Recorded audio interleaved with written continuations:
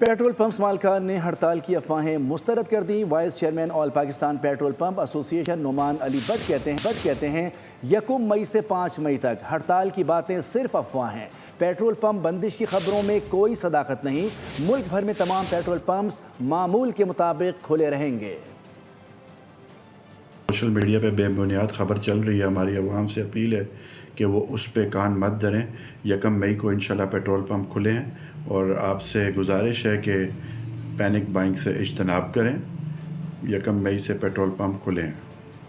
Petrol pumps مالکان نے ہڑتال کی افواہیں مسترد کر دیں۔ وائس چیئرمین آل پاکستان پیٹرول پمپ ایسوسی ایشن نعمان علی بٹ کہتے ہیں 1 مئی سے 5 مئی تک ہڑتال کی باتیں صرف افواہ ہیں۔